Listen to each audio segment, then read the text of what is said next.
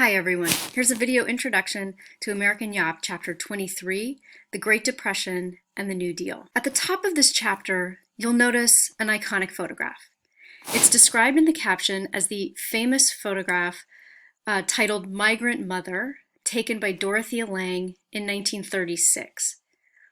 I want you to take a moment to look at the photograph, think about what's in the frame of the camera, and imagine what might be outside the frame of the camera. Particularly in the way this photograph is cropped for the opening of this chapter, we have a very tight focus on the face of a mother and two of her children. The woman in the photograph is not named in the caption, but her name is Florence Owens Thompson.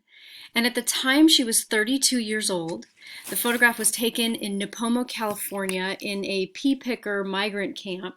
The pea crop had frozen, and so the migrant pickers had no work, and she was awaiting a car part so that their family could move on and try to find work elsewhere. Dorothea Lange took several photographs on that same day. There's a sequence of at least 5, maybe even as many as 7, that were taken of that camp and of this family. But this photograph justifiably has become much used and kind of stands for the entire Great Depression. This was not the end of Florence's story. She lived to age 80. She died in 1983. And she never saw any compensation from this photograph. And yet the photograph has become famous and is one of the few photographs about the Great Depression that people can probably recognize. Dorothea Lange was a photographer employed by the federal agency, the Resettlement Administration, which oversaw migrant camps and conditions and tried to provide aid to people who had left the Midwest because of the Dust Bowl and who were working as migrant farm workers, particularly in the West. So think about maybe why this photograph starts off the chapter and what mood it sets, and what the authors would like you to think as you begin the story of the 1930s. I think the 1930s is a really fascinating and important decade. I could teach an entire course on it, and I hope to at some point. It begins with a confluence of crises, an economic crisis, both in the stock market and in the credit market, internationally and domestically, so an economic crisis, a climate crisis in the Midwest with the Dust Bowl, and a crisis of governance, a crisis in government that was overwhelmed with the situation and did not have sufficient policy responses to it.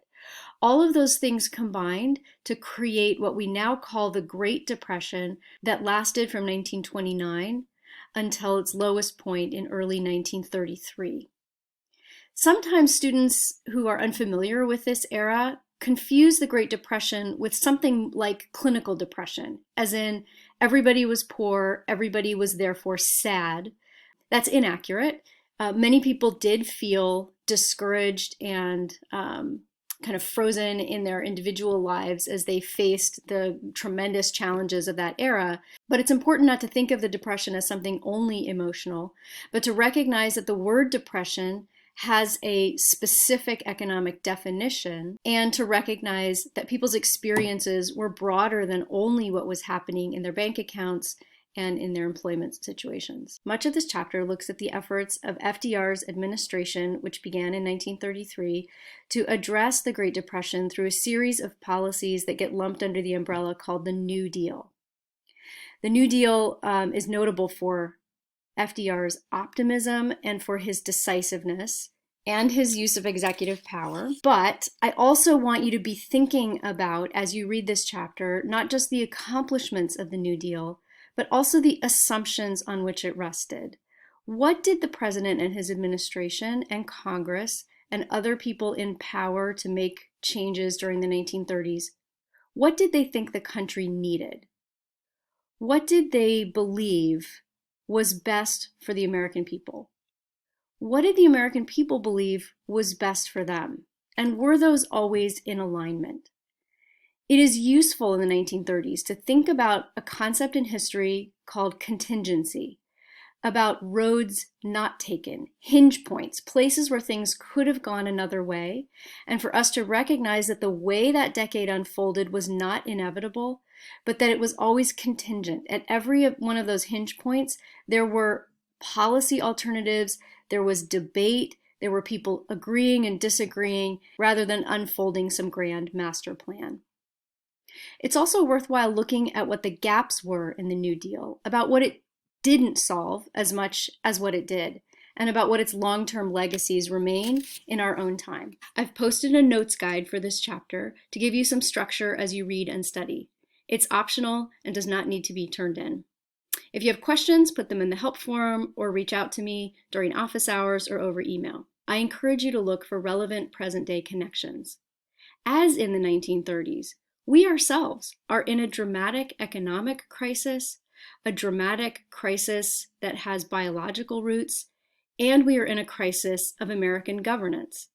What legacies or connections do you see from the 1930s to today? The Great Depression is the American crisis by which we have measured all subsequent crises. How does our current one measure up? I'm curious to know what you think. Chapter 23, The Great Depression.